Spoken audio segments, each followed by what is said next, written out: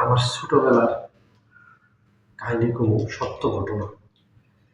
যে ঘটনাটি আমার সাথে ঘটেছিল, তো আমি ছোট হাফ প্যান্ট পিনতে থাকি। তখন আমার ভাই বিয়ে করলো। বিয়ে করার পরে ওই বাড়ির থেকে তার শালা বেড়াবার নিয়ে আগে বাড়িতে আসে।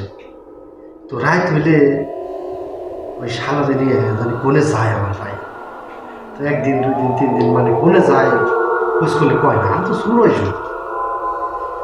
তো হঠাৎ করে জাম যে কোনে যায়। তো ওরা ঘরের থেকে বাইরে এসে এ সময় আমার বাড়িতে সোনের ঘর, টিনের কোনো ঘর আছে না, সোনের ঘর। তো ঘরের থেকে যখন বাইরে হয়েছে, আমি আর ঘুমাই নাই, আমি ওঠানটা পিছিয়ে পিছিয়ে বাইরে হয়েছি। তো রাস্তায় উঠছে, এসব কোনো গাড়ি নাই, রাইড করে কোনো গাড়ি ঘোড়া যায়, কাঁচা রাস্তা আসা। তো হাইটা হাইটা এখন দেখি যে আমাদের বাড়িতে সত্যি করতে সত্যিপুর বাজার নেই রওনা দিয়েছে ওই রাস্তা। আমি অফিসের পিছিয়ে মেলা করলাম যে বাড়ি ওন থেকে 3 কিলো রাস্তা থাকে সত্যিপুর বাজার। তো আমি পিছিয়ে পিছিয়ে মেলা করলাম, একটু ডর ডর ডর করে মানে আমি বড়া পিছিয়ে, মানে আমার দেখা না যায়, ওরা গেট আছে আগে, আমি পিছিয়ে। আমগুলো একটা বাংলার পার আছে, একটা জোড়ার মতো আছে, ব্রিজ আছে। কোনো মানে মুরব্বী শুনছি মানে ভূত পেয়ার মানে জিনটিনে এগুলো থাকে। ওরকম একটা তুলা গাছ আছে, বড় তুলা গাছ একটু আগে, তুলা গাছ তলা ওগুলো আসা। তা আমার ভাই তো পালিয়ে গেছে এত সালারি নিয়ে। তো আমি পিছিয়ে একটু বই কাজ করতেছি শরীরে। এই যে বলা মাত্র দেখে না যে আমার শরীরে নম দাঁড়িয়ে গেছে। তো আগে গেছে গা একটু একটু চশমা যায়, দেখা গেতেছে আমার ভাই গেতাছে, ভালো লাগে গেছে। অনুযায়ী ওই কথা আমার মনে হয়েছে, ছোট মানুষ তো আছে, ওই কথা মনে হয়েছে। শরীরে লোক বা চুল টুল চাড়ে একদম খারিয়ে গেল।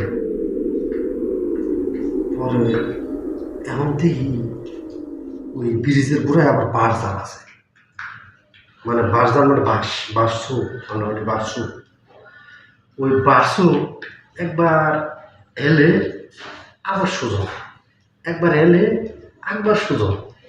কিরে বাতাসও দেখতেছি না, নিরো, তাইলে ওই বাস ঢাল মারতেছে কে উদার ভাই, মানে আমি খারে ভয় পাই যাবে, ভাই গেছে।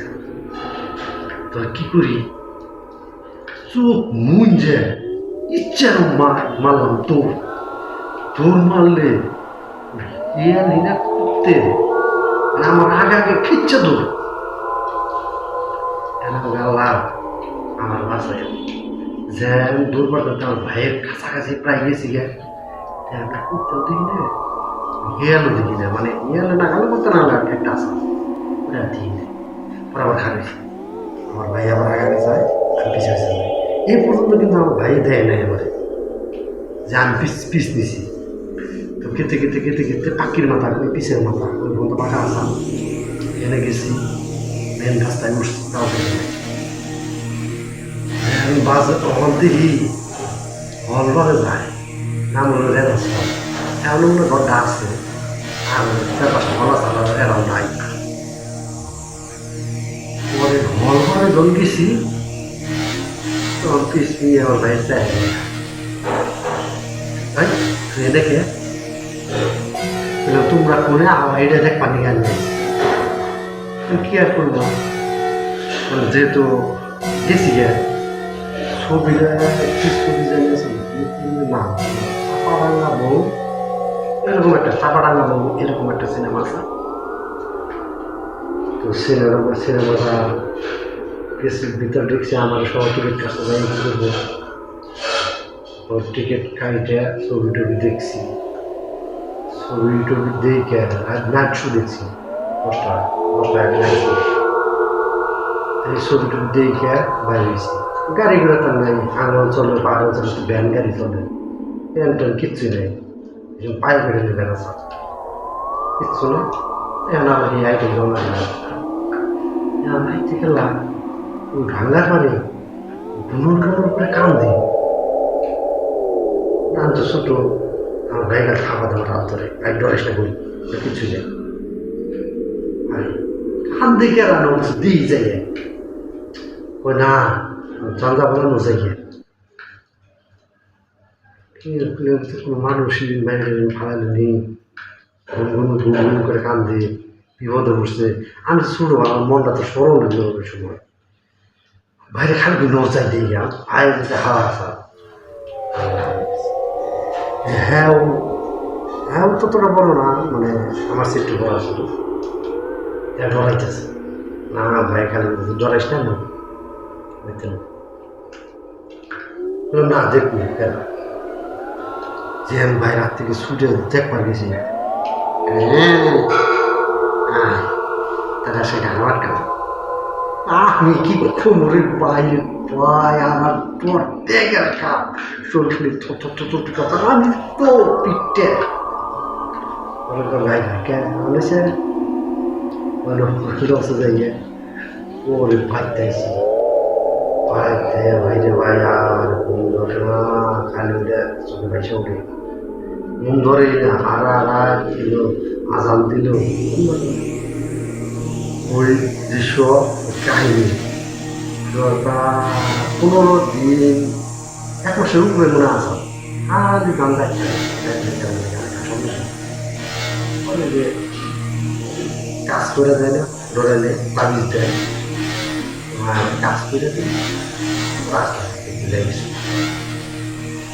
তবে যাই হোক ভাই, আমার জীবনের এখন বললাম যদি আপনার কাছে সত্যি মনে হয় তাহলে অবশ্যই শেয়ার করে দিয়ে আর কমেন্ট করে মতামত জানিয়ে দিন। আসসালামু আলাইকুম। সম্মানিত দর্শক মণ্ডলী, আপনারা শফি ভাইয়ের মুখে যে ঘটনাটা শুনলেন, এটা কিন্তু তার জীবনে ঘটে যাওয়া একদম চরম বাস্তব ঘটনা। আবার কেউ ভেবেন না যে এটি বানিয়ে বলেছে, এটা বানিয়ে বলার কোনো সুযোগ নেই, এটা তার জীবনে ঘটে গিয়েছে এবং সেই জায়গা থেকে তিনি আসলে এই কথাগুলো কাউকেই বলেন না।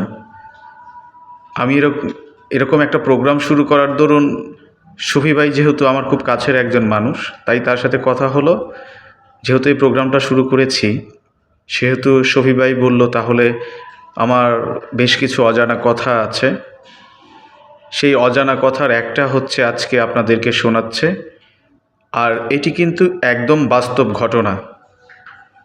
সবাই ভালো থাকবেন, সুস্থ থাকবেন।